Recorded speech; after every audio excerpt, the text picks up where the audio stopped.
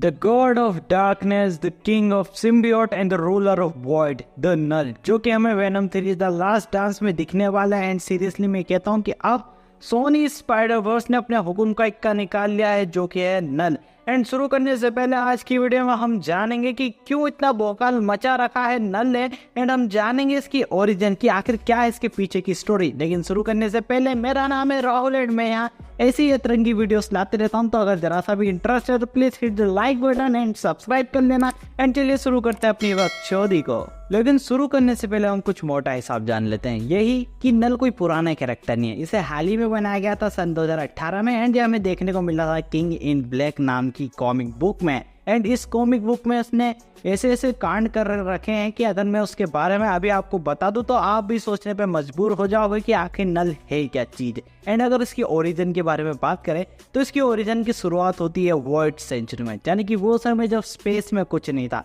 ना ही कोई प्लैनेट, ना ही कोई स्टार, ना ही कोई गैलेक्सी एंड ना ही कोई मिल्की वे था, तो सिर्फ अंधकार। एंड उसी अंधकार में एक लाइफ फॉर्म पनपी या फिर जन्म ली, एंड या फिर कहूँ कि वो शुरुआत से ही था, और वो था नल, जो कि उस वॉइड सेंचुरी यानी कि उस पूरे अंधकार का राजा था। एंड इसलिए इसे किंग ऑफ डार्कनेस कहते हैं। वह अपने वॉइड में खुश था क्योंकि उसके पूरे वॉइड में अंधकार ही था, एंड हमारा नल किंग ऑफ डार्कनेस है। लेकिन तब तक जब तक कि सेलेस्टियल्स वहां नहीं आए, एंड सेलेस्टियल्स वहां क्या ना planet, galaxy and milky ways बनाने लगे। लेकिन यही चीज हमारे नल को अच्छी नहीं लगी, क्योंकि हम सभी को मालूम है कि नल का राज्य बहुत बड़ा है, यानी कि वो पूरा की पूरा खाली स्पेस ही नल का राज्य है। एंड उस राज्य में घुस आए थे सेलेस्टियल्स एंड अपनी मनमानी करने लगे। नल वहां पहुंचता है और उनसे कहता है कि भ्राताश्री ये सब रोक दीजिए, लेकिन सेलेस्टियल्स उन्हें हल्के में लेने लगते हैं। तभी नल उनसे कहता है अच्छा।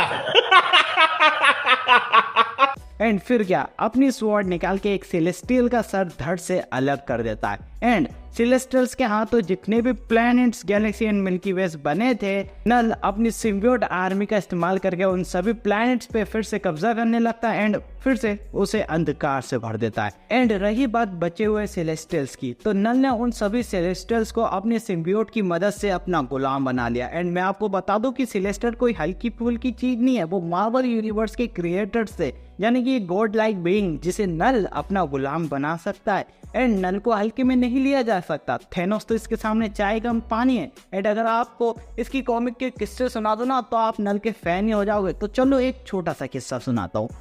सेंट्री, जो कि एक सुपर हीरो है मार्वल कॉमिक का, एंड जिसका कंपैरिजन सुपरमैन से किया जाता है, नल ने अपने सगे हाथों से सेनेट्री को 2 हिस्सों में बांट दिया था। एंड इतना ही नहीं, कॉस्मिक थॉर, जो कि थॉर का सबसे पावरफुल वर्जन माना जाता है लेकिन आता है दूसरे नंबर पर, नल ने इसे भी हरा रखा है एंड अपनी नेक्रो स्वॉर्ड का स्वाद भी चखाया है।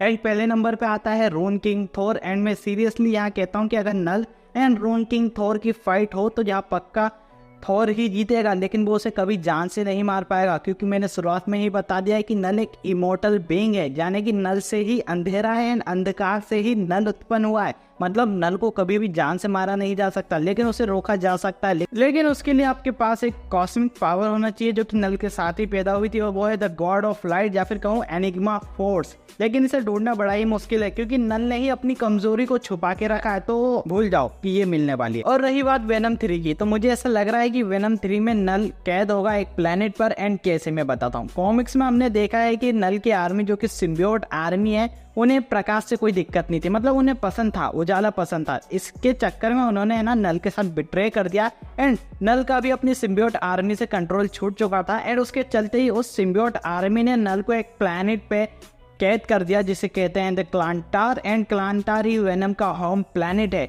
एंड मैं समझ चुका हूँ कि अब वेनम वहां से क्यों भागा, क्योंकि उसे नल की गांड गुलामी पसंद नहीं थी। लेकिन अब वेनम 3 में मुझे ऐसा लगता है कि इस मूवी में नल आजाद हो जाएगा। आपको क्या लगता है कमेंट बॉक्स में मुझे जरूर बताना। एंड आज की बकचोदी में बस इतना ही। अगर कुछ भी अच्छा लगा तो please hit the like button, subscribe कर लेना। एंड चलिए मिलते हैं हमारी अगली वीडियो में।